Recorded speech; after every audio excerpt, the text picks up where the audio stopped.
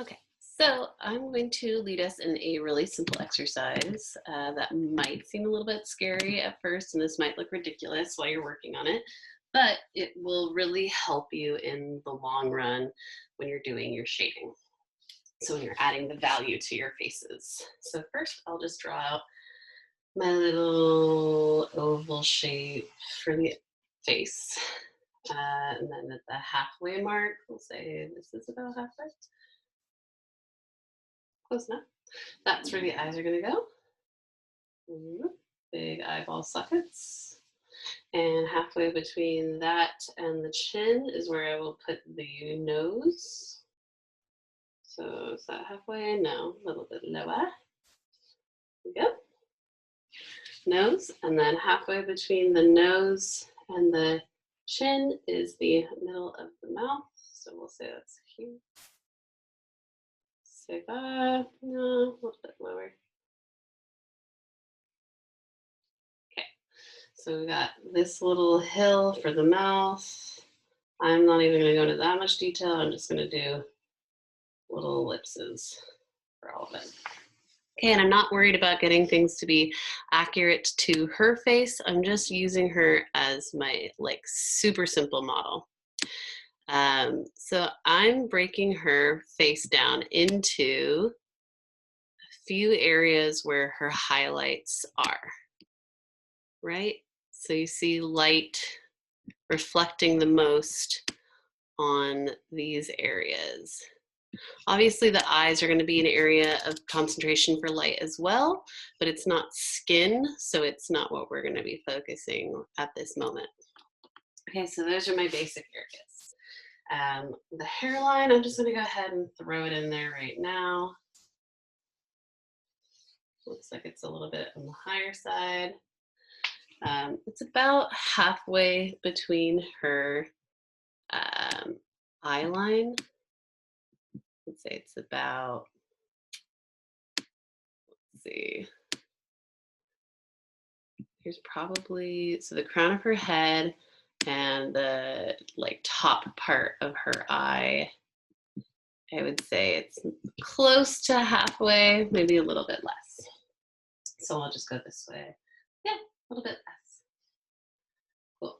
Not going to worry too much about that hairline. I'm worrying just about making the shapes for the highlights. So we have that area on her forehead, this area on the ball of her nose, her cheeks. And if it were a dude, this might be a little bit more of like a boxy circle. So just keep that in mind when you're working on your self-portrait and you're a dude. Okay, and then the chin has a ball in it as well.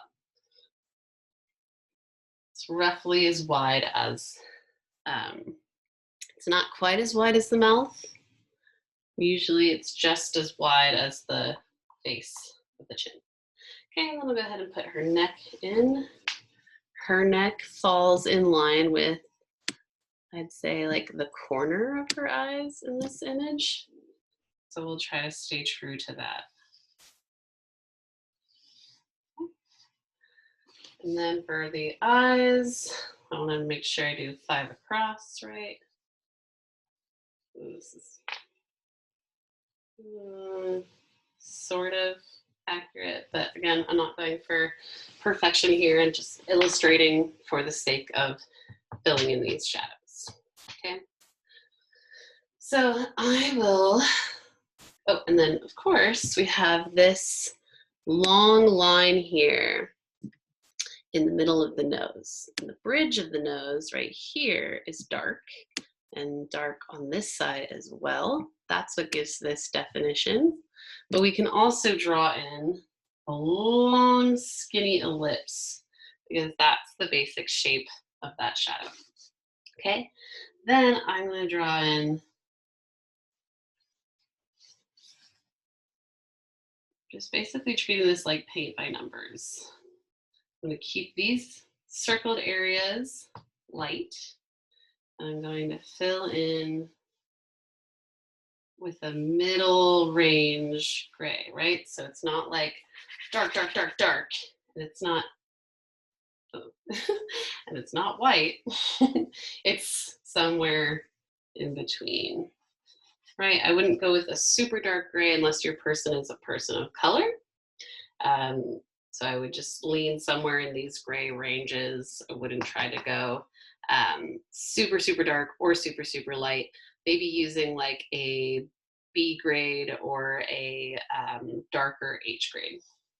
Okay, so I'm filling in, and by that I mean pencil. B grade or the H grade pencil. You should know by now what will give you a dark quality and what will give you a lighter quality. I'm just filling in the areas around. Okay. So yes, I even filled in this socket area. I didn't press too hard. And then down here, the neck, it's not quite the same. There's not like a circular shape, but you can see that there's another kind of ellipse here and some other kind of cornery shapes here. Try to think of it like when we were doing the cloth exercise. The nape of the neck is super interesting. So go slow, pay attention to where the shadows fall.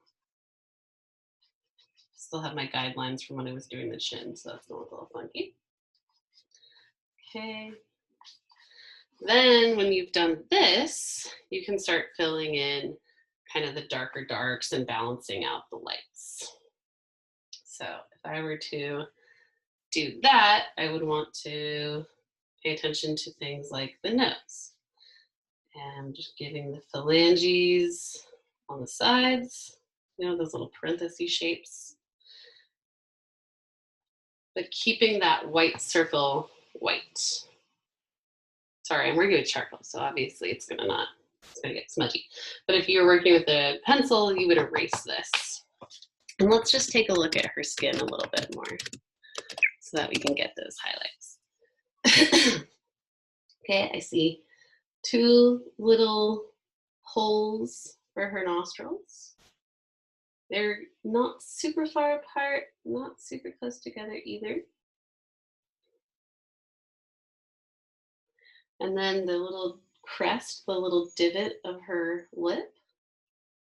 And then her mouth is about as wide as, let's see, not quite there, about there. So if we did her pupils right in the middle of her eyes, then her mouth line would be right there. Okay, and her mouth is slightly open. So we're gonna give these little dark corners for her mouth. And then we do that little hill for her lips. You can see her teeth. I would just put in a little guideline there for the mouth is parting open. I'm not going to go into really any detail on that just because I'm trying to move quickly for the sake of this exercise. Okay. And then I would do the dark of the divot below.